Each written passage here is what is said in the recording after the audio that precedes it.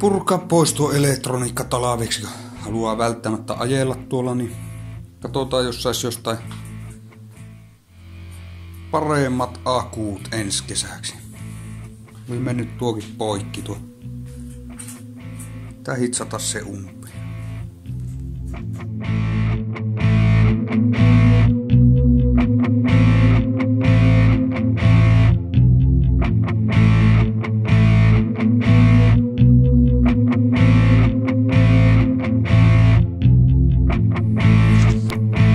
Polkimet korjattu.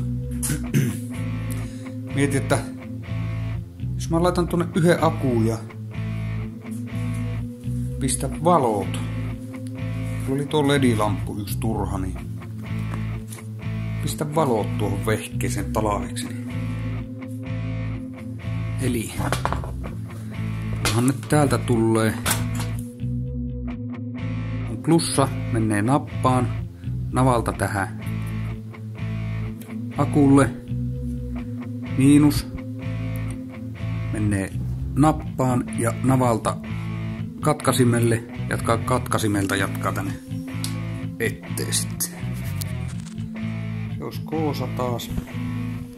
Täällä takana on 2 pultin päätä, mistä voi laatuttaa.